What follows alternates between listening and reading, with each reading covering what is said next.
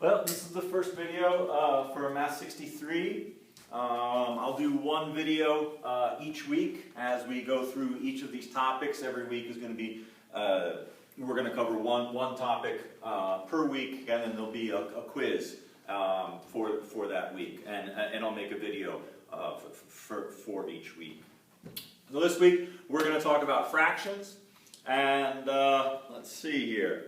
So let me just give you sort of a preview of what we're going to talk about here. We're going to talk about improper fractions and mixed numbers, what are called equivalent fractions, and then the opposite of that, which is reducing fractions. What else? And then the process of computation, arithmetic, adding, subtracting, multiplying, and dividing for both fractions and mixed numbers. So there's quite a bit here, but like I said, we're only doing one topic per week, so it makes sense that there is a fair amount to talk about here. Okay? All right, so let's start out. Well, let's talk about what a fraction is, for starters. Okay? For one thing, the fraction bar itself means divided by. And in most of the courses that I teach, I don't use the divided by symbol, I use the fraction bar. And there are a lot of advantages to that. Okay? And the other thing that we can talk about here is a number line, right? Sometimes, depending on how much time we have to talk about fractions, I like to do a lot of work with number lines. I think that they're very useful, particularly when we're talking about fractions. They're also really useful for positive and negative numbers, which we won't talk about. But in any event, 1 divided by 2, 1/2. There it is right there. We've got 1 divided into 2 pieces. That's where we get a half from. Okay? So that's one way to think about fractions, and I think that it's a really, really useful way to look at fractions as well as mixed numbers. And I'll go back to the number line. I think when we come to talk about adding fractions, so I'll bring the number line up again. Okay, so when it comes to improper fractions versus mixed numbers, well, let's take a look at the number line one more time here. There's 1, 0, 1, and 2. I'll go out to 3 here. And let's see here. Let's do fourths, because they're easy to make. Okay? So now I've divided all of these up. Each of these pieces, each of these units, right? Because each of these lengths is 1. Dividing each of those up into 4 pieces makes fourths. So this is 1/4, 2/4, 3/4, 4/4, 5/4, 6/4, and so on. Okay? So this is where we get the idea of improper fractions. Once we go past the 1, notice how the numerator is now bigger than the denominator, and all that indicates is that you've gone past 1, is that this number is bigger than 1. Okay? If the top is bigger than the bottom, then the number itself is bigger than 1. If the top is equal to the bottom, then you're talking about 1. Okay? So, if we want to turn one of these, let's say one of these improper fractions into a mixed number, we should do the division, right? Think of this fraction bar as a divided by symbol. We do 5 divided by 4. 4 goes into 5 once, with 1 left over. Put the 1 back over the 4, and there's our mixed number, 1 and 1/4. Okay? Let's say we've got 11/4, so we want to do 11 divided by 4. That goes in 2 times, with 3 left over, and so that's 2 3/4 right here. Okay, so it's just 2 different names for the same number. Okay, sort of like if someone named Robert, people call him Bobby. Right? It's just 2 different names for the same thing. Okay, well, let's look at some problems from the textbook here. So these are on page 28, and we start off with this section where problem 28 and these are turning these improper fractions into mixed numbers. In fact, I just did problem 30, 11/4. Turns into 2 3/4. So let's look at 32. 32 is 25 over 6. So we want to do this dividing here. Oops, thinking about the answer rather than the problem. Here we go. There's the problem. And the answer is, how many times does 6 go into 25? It goes 4 times. Okay? And then when we subtract, there's 1 left over. 4 1/6. And problem 34, we've got 42 divided by 13. Now the 13 tables are not as common as the 6 tables, right? But 13 times 3 is 39. And there we go. And then when we subtract, there's 3 left over. So 3 3/13 is the equivalent of 42 over 13. Right? 2 different names for the same number. Okay? So that's the process to turn an improper fraction into a mixed number, is do the division. And the remainder here is very important because that's going to be your numerator. Okay, the remainder here was 3, and our numerator in this mixed number was 3. Okay, now let's do the opposite here. Let's say we want to take a mixed number like 1 2/3.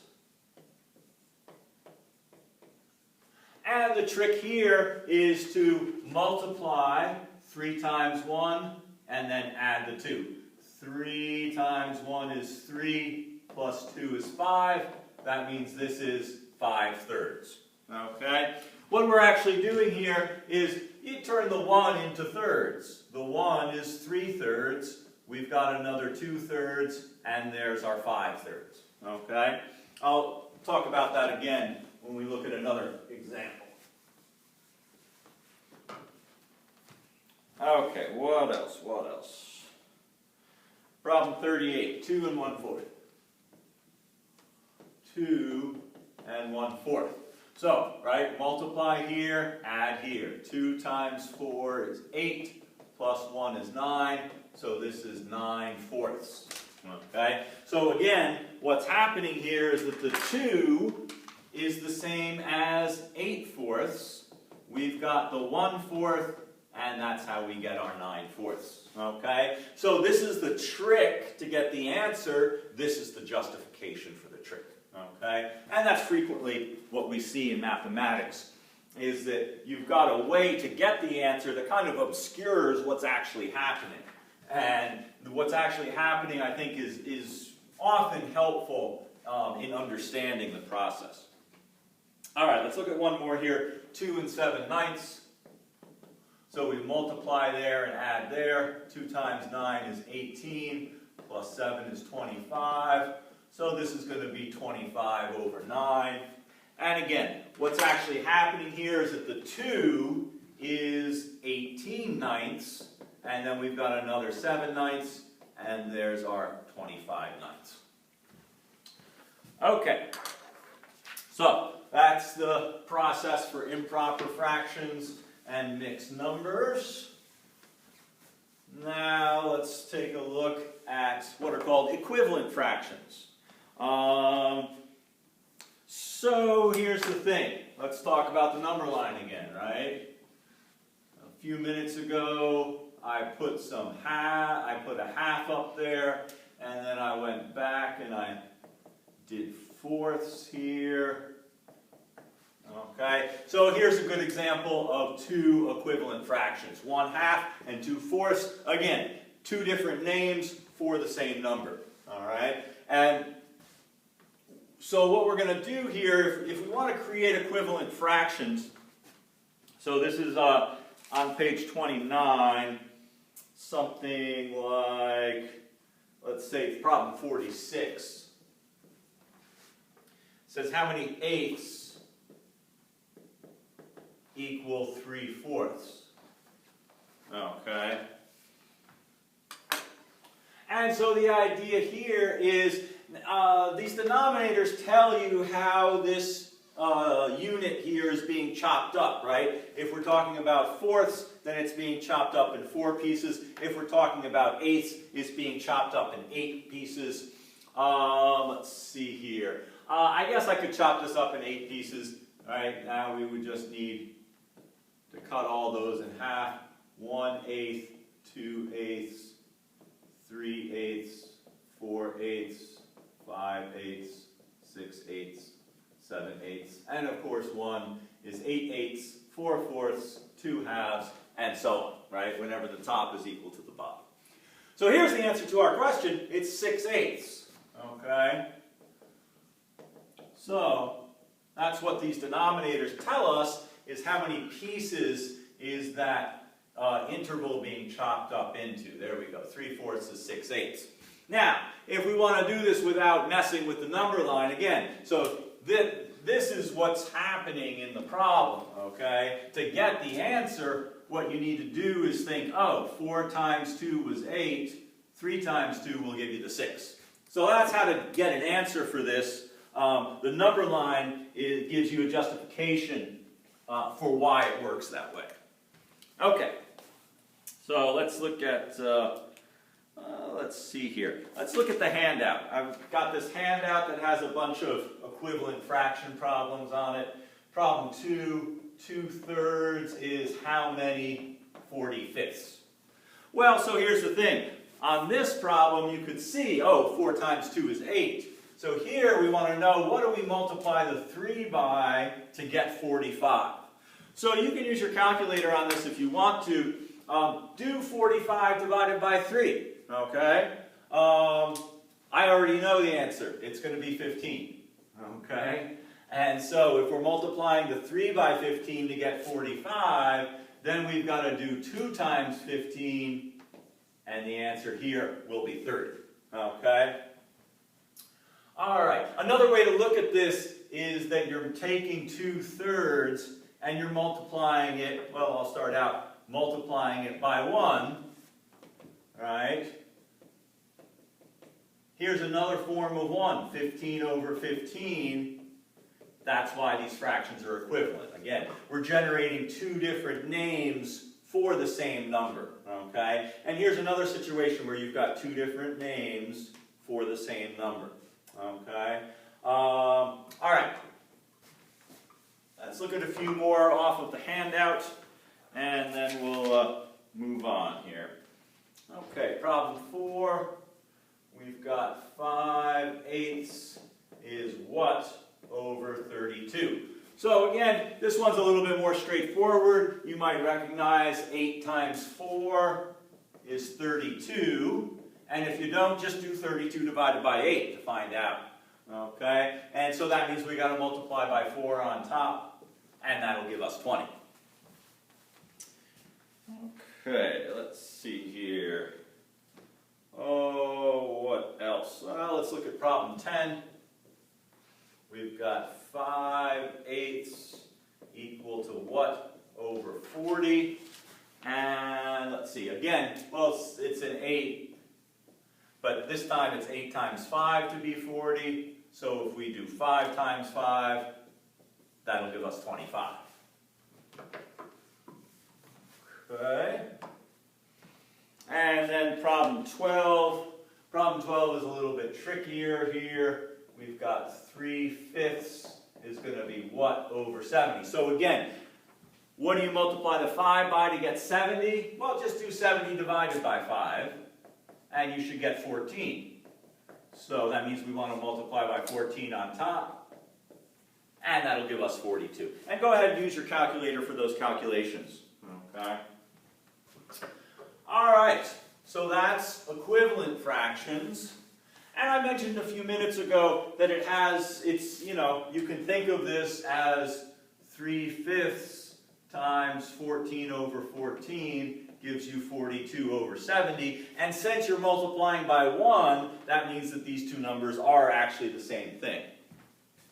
Now, reducing a fraction, does the opposite. Goes back in this direction. Okay? That's what happens when you're canceling out when you reduce a fraction. So problem 2 here, let's see, 24 over 60. So let's see here. So if we want to reduce, we want to find a common factor. So let's say we recognize a common factor of 6. Okay, so on the top, that's 6 times 4. On the bottom, it's 6 times 10. And so what we do when we're canceling those 6's out, it's because it's 1. 6 over 6 is 1, right? And so that's why we can cancel it out, is because 1 times something is the same thing, right? If we did 1 times 4/10, that would be 4/10. Well, what we've got here is 6 over 6 times 4/10, so that's why we're saying that that's what it's equivalent to. Okay?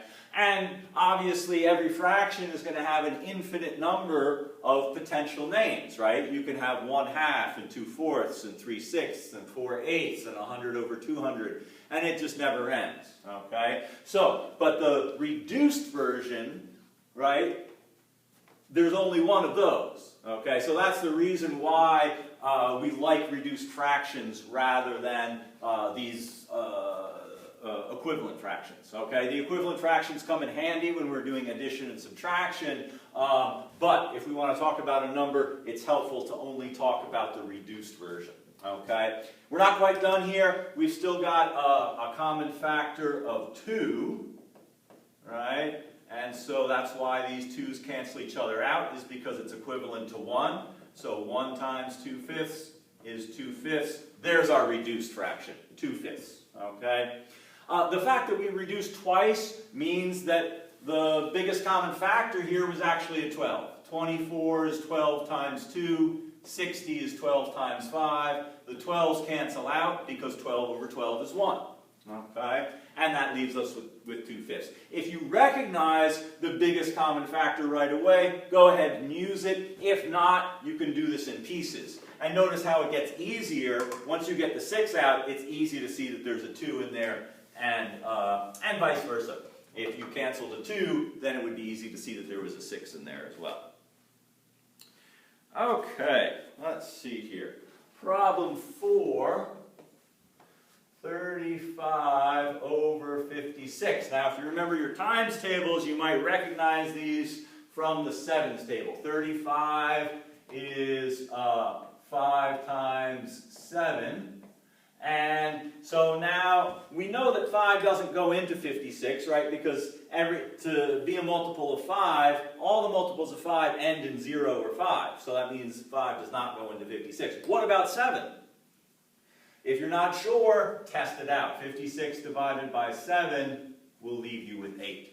So there's our redundant factor of 1, and that leaves us with 5/8. That's our reduced fraction. Okay, let's see here. What else? Problem 8.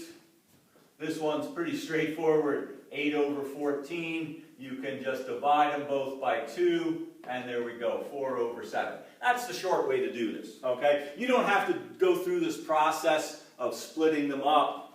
If you just recognize, what's going to divide into both of them, go ahead and cancel them out. I just wanted to give you some background on what's happening when you do that, which I think is really helpful. I think it's really helpful to understand the concepts behind the process. All right, let's see here. I think that's a good place to stop with the reducing fractions. Let's see, what else? Now if we go back to the textbook, on page 29, the last problems here have to do with which fraction is bigger. Well, first let's do the problems where they ask you to use a number line. Okay. So problem 56, we've got 2/3, 5/4, and 12 over 5. Now, with this problem, we don't have to get too crazy with this, okay? We need to know, how big do we need our number line to be, right? So this one is 1 1/4. This one is 2 2/5. So let's make sure that we've got enough space for this. So 2/3 is going to be about here. 5/4 is going to be about there.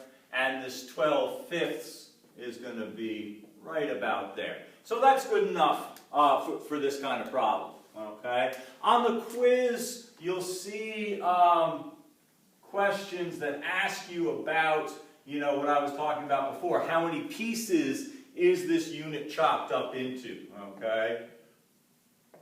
So if there are 3 pieces, that means we're talking about thirds, right? This is always 0, so don't count this one unless you start counting at 0. 0, 1, 2, and this one is 3/3. So on the quiz, you'll see something like, let's see here. What do I want to do? Something like this. There's 1, there's 0, and what's that fraction? Okay, well, how many pieces has this been chopped up into? 1, 2, 3, 4, 5. So these are fifths, okay? And this is 1/5, 2/5, 3/5, and so on. And so the answer to the question here, that's 3/5, okay? Let me show you another example of that. Let's say you're looking at something like this, 3 and 4, and let's say we chop it up like this, and I say, okay, what's this fraction? Well, you can answer it as a mixed number or a fraction. As a mixed number, so first off, we want to know, well, how many pieces has this been chopped up into? 1, 2, 3, 4. Okay, so these are fourths. So this is 3 1/4, 3 2/4, 3 3/4, and 4. Okay? And so there's our answer right there. 3 1/4. Okay. Now let's look at, so on the quiz you'll see questions like this where these tick marks are going to be important. Okay? And the problems from the textbook where I'm just asking you to put those fractions onto a number line, you don't have to worry about the tick marks so much. Just make sure that you get them in between the correct 2 whole numbers. All right, now, which fraction is bigger? So again, here's a trick to get the answer, and then I'll talk to you about why it works. Here's a classic one, 2/3 and 3/5. Which one is bigger? Okay. Well, here's the trick. 5 times 2 is 10. 3 times 3 is 9. 10 is bigger than 9. So 2/3 is the bigger one. 2/3 is bigger than 3/5. All right. Well, what is going on here? Let's talk about it. What we're actually doing is we're creating equivalent fractions. Okay? If we take this 2/3 and we multiply it by 5/5, that makes 10/15. If we take the 3/5 and we multiply that by 3/3, that makes 9/15. That's what's going on with the 10 and the 9. Those are the numerators if our common denominator was 15. Okay? So, that's what's happening. The shortcut is to just multiply, look at these numbers, and whichever one's bigger, that's the fraction that's going to be the bigger one. Okay? So let's look at a couple problems in the textbook here. Problem 60, 1 versus 1/4. Well, here, you should understand that if the top of a fraction is smaller than the bottom, then that fraction is smaller than 1, right? If you had 1 versus 7/4, well, now the top is bigger than the bottom. That means that fraction is bigger than 1. Okay? All right, 62. We've got 2.5 and 2 3/8. Well, they're both 2s, so we don't have to worry about that at all. Okay? All we're concerned about is how far between 2 and 3 does each one of these fractions take us. So 8 times 1 is 8, 2 times 3 is 6. That one's bigger. So 2.5 is bigger than 2 3/8. And if you think about it, right, a half is 4/8. So yeah, it is going to be bigger than 3/8. Okay, let's look at a couple more of these, and then we'll talk about computation, or doing arithmetic with fractions. Let's see here. Well, problem 64 is very simple because the denominators are the same. What's bigger, 5/12 or 7/12? Well, 7/12, of course, right? Okay.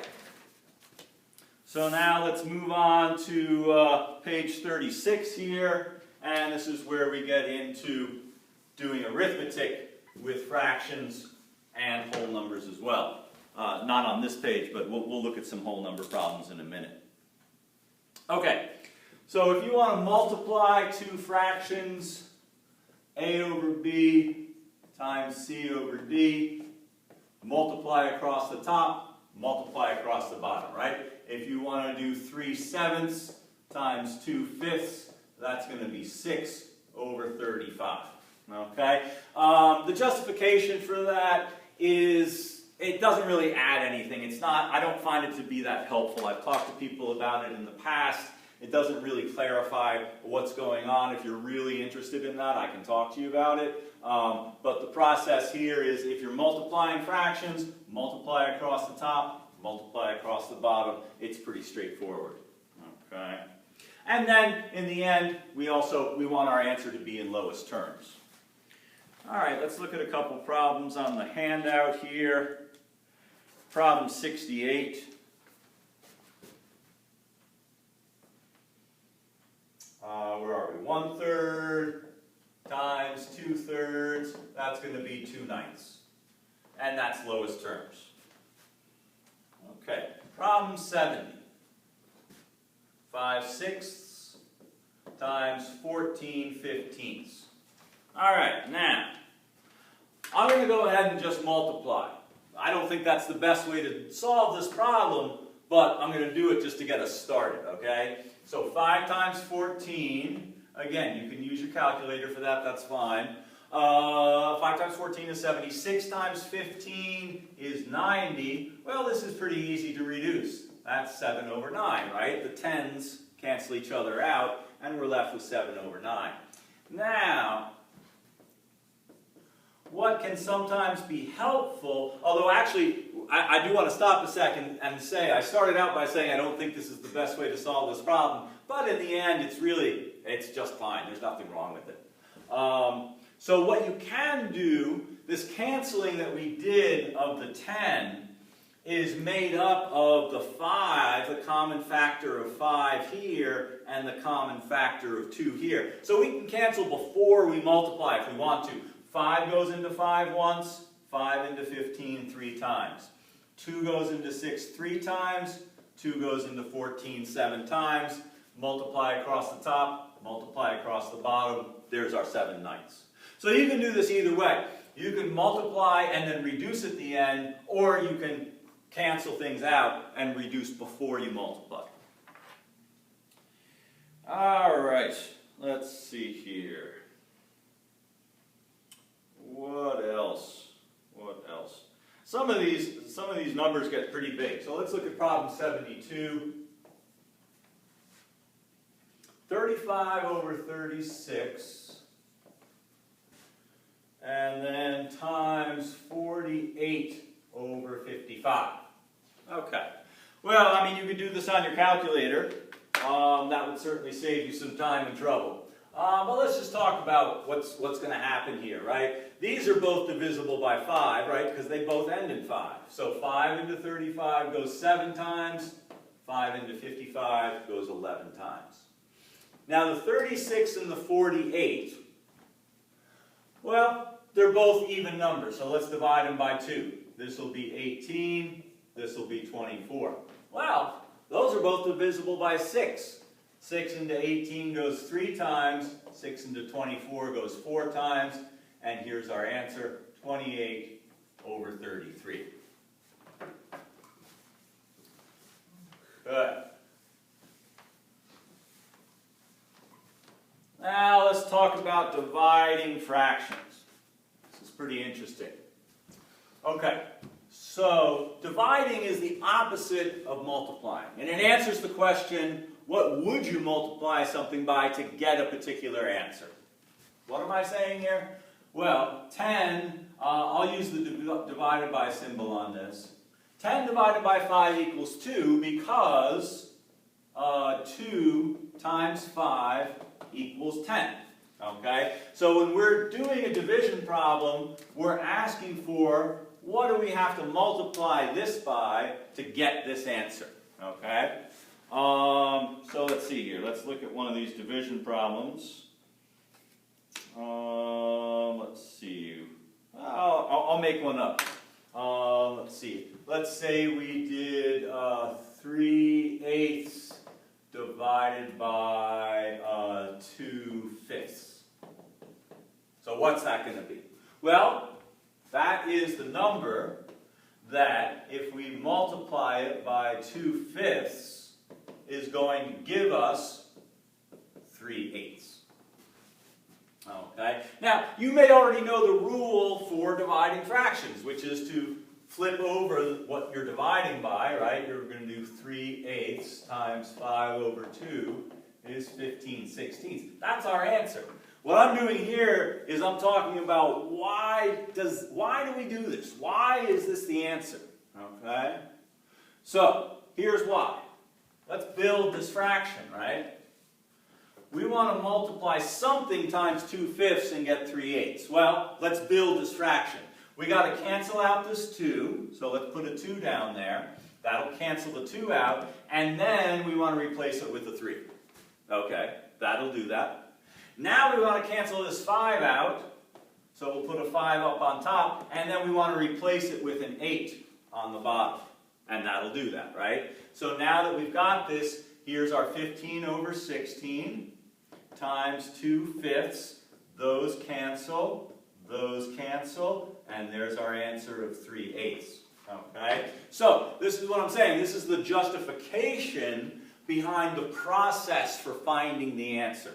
Okay? Because a lot of times people learn the process for finding the answer and have no idea why it works or what it means. Okay? So I think it's helpful to talk about why it works and what it means. You don't have to go through this process every time you do a division problem, but I think it's helpful to understand that there's some justification for this flipping this thing over. Okay? Alright, so that's the process for dividing fractions, and the idea here is just turn it into a multiplication problem. Alright, so let's say we're doing problem 80, 25 over 49 divided by 4/9. So right away, let's just turn it into a multiplication problem times 9/4. Now, can we cancel anything? I don't think so. Right? Because this is divisible by 5, but this is not. This is divisible by 7, but this is not. Okay? Alright, so that means we just have to multiply. 9 times 25 is 225.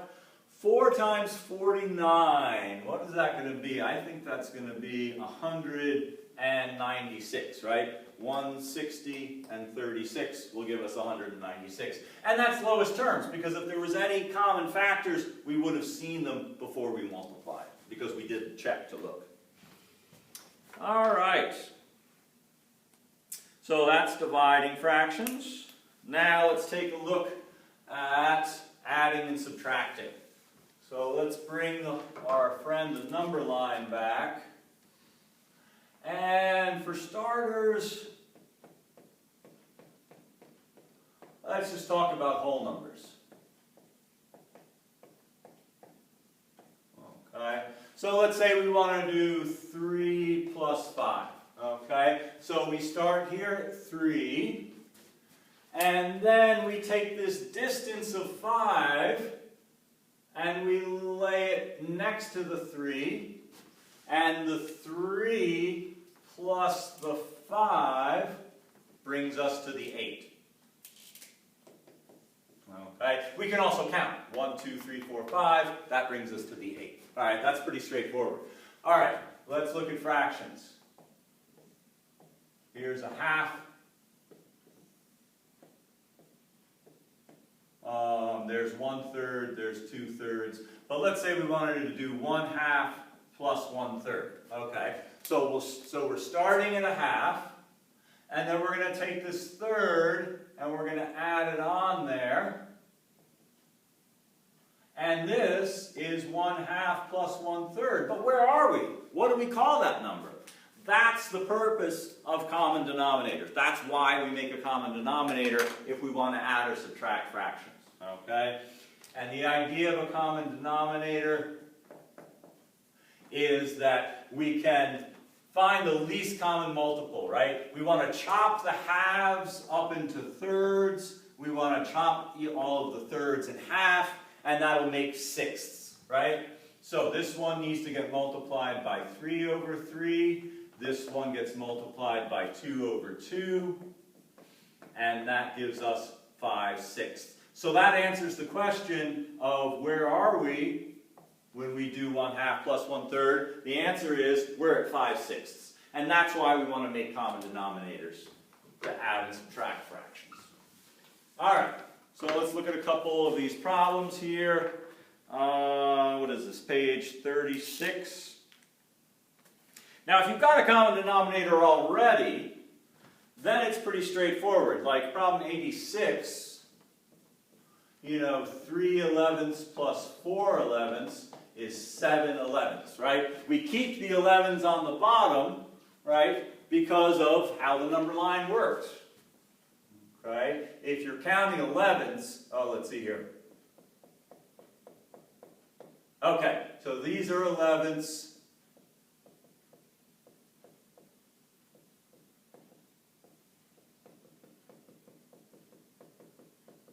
Right, and so if we start at 3/11 and we go 1, 2, 3, 4, we're at 7/11. So notice that the denominator doesn't change. Okay? Once you've got a common denominator to add or subtract, it's going to stay the same. And so that's a big difference between adding and subtracting versus multiplying and dividing. Okay, so as long as you've got a common denominator, you're in good shape. Let's look at problem 96 here, where we have to make a common denominator. 3/4 plus 1/3. So just take each denominator, multiply it by the other one, right? This 3 right here means we're going to multiply that one by 3/3. This 4 means that one gets multiplied by 4/4. So this will be 9/12 plus 4/12, and that gives us 13/12. And you can leave 13/12 the way that it is. If it makes you uncomfortable, you can call it 1 1/12. That's fine too. But I don't have a big problem with improper fractions. And even the word improper doesn't really suit. I don't think it fits it. There's nothing improper about this number. There's nothing wrong with it. Let's see here. Let's look at 98. 6/7 minus 1/4. Okay, so that means we want to multiply each fraction by the other fraction's denominator over itself, right? So that one gets multiplied by 4/4. That one gets multiplied by 7/7. So this will be 24/28 minus 7/28. So 24 minus 7 is going to be 17, and the 28 stays the same. Okay. I think that's a good place to stop in that section. Now, if we look on page 43 here, this will be multiplying and dividing with mixed numbers. And the trick here is just turn the mixed number into a fraction.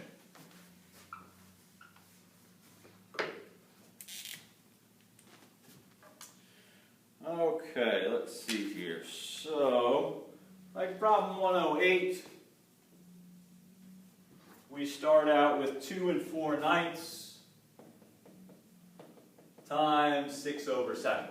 So just turn the 2 4/9 into an improper fraction, okay? 9 times 2 is 18, plus 4 is 22 over 9 times 6 over 7. Let's see, can we cancel anything? Yeah. Look, the 3 goes into 6 twice. 3 into 9 goes 3 times. This is 44 over 21. And we can just leave it like that. Let's see here. Problem 110.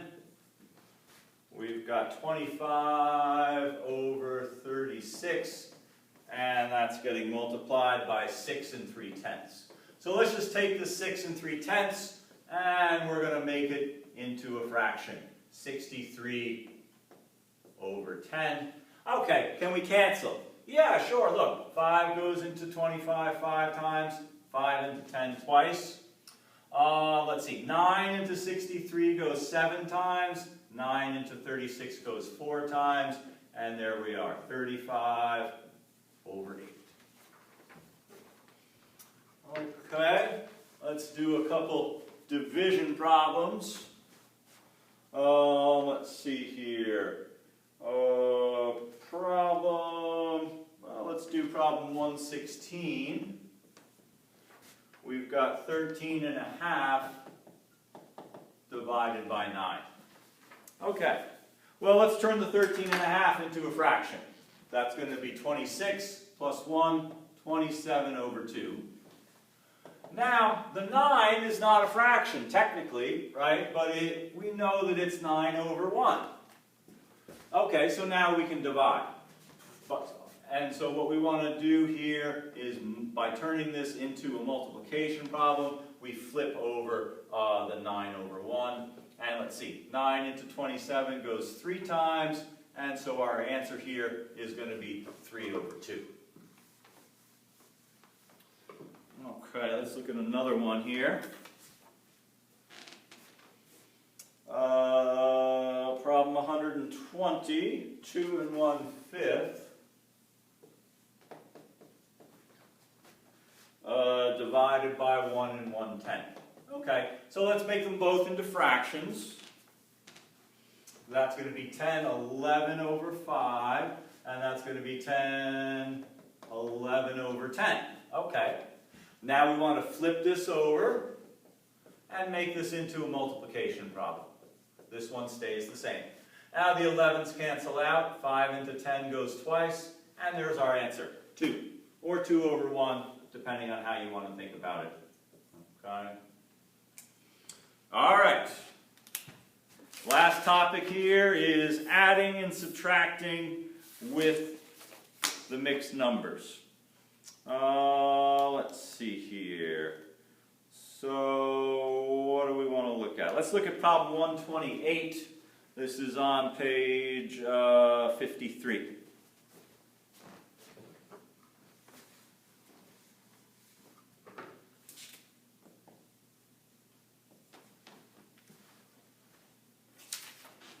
Okay, so 3 4/5 plus 6 4/5. Okay. Well, a lot of times people stack these up vertically. There's nothing wrong with that, and I think it's helpful to help us see how this works. 6 4/5. So you can add the 3 and the 6 to get 9. 4/5 and 4/5, right? Add the tops, makes 8/5. All right. Now I said it a minute ago, there's nothing wrong with improper fractions, and that's true. I don't consider them to be improper in any way. But if you've got an improper fraction mixed up in your mixed number, then it is kind of messy. Okay? So let's take this 8/5 and turn it into a mixed number, right? Divide the 5 into the 8, it goes once with 3 left over, so that's 1 3/5, plus the 9 that's already there, that's going to give us 10 3/5. Okay? Alright, let's see here. What else? Problem 130. We've got 6 9/10 and 8 3/10.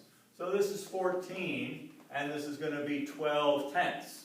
Well, first off, let's reduce it. That's going to be 6/5. Now, let's turn the 6/5 into a mixed number. That's 1 and 1/5. So this is 14 plus 1 and 1/5, or 15 and 1/5. All right. Now, let's take a look at the subtracting. I'll start with 132 here. I'll save the tricky one for last. This one is going to be pretty straightforward. 2 and 7/8 minus 1 and 3/8.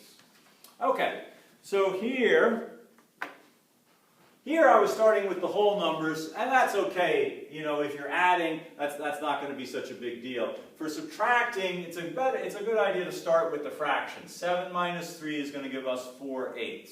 Okay, we can reduce that in a minute. And then 2 minus 1 is 1, and then if we reduce it, we'll get 1 1/2. All right, now here comes the tricky part. Let's see here. Yeah, problem 138. We've got 2 and 5/8 minus 1 and 7/8. Okay, 5 minus 7. Well, you could say that it's -2. If you're comfortable with negative numbers, well, you can do that. I'll talk about that in a minute. But what most people do is to borrow from the 2, right? Borrow 1 from the 2 and make this 1 and 5/8. And then we can turn it into an improper fraction. 8 times 1 is 8, plus 5 is 13. Now we can do 13 minus 7 is 6, 1 minus 1 is 0, and here's our answer, 3/4. Okay? So it's that borrowing that's a little bit tricky. There are other ways to go about this. I've seen people turn these both into fractions. 16 and 5 is 21 over 8. 8 and 7 is 15 over 8. And there we go, 6 over 8. 3/4. Okay? Now a minute ago I said you can do 5 minus 7 if you're comfortable with negative numbers. This gets a little bit tricky though. So 5 minus 7 is going to be -2/8. 2 minus 1 is 1. So this is 1 minus 2/8, which is 6/8, which is the answer. That's what we keep getting, no matter how we go about doing this. Okay. So this is the standard approach. This is also a good way to do these problems. This is just something that I think is kind of interesting. So I wouldn't worry about it too much. Okay, like I said, it's kind of a lot of material because it's a week's worth all at once. Hopefully this has been review for you. We do have calculators. We will use the calculators on the midterm and final, but I think that it's really helpful to work with fractions and only use the calculator if you absolutely need to. But when we move forward, we will be using the calculator extensively. If you have any questions about any of this, please contact me. Please let me know. You can email me. You can call me on the phone. I've also got office hours. I'm here during the week. If you have any questions, please let me know. Thanks.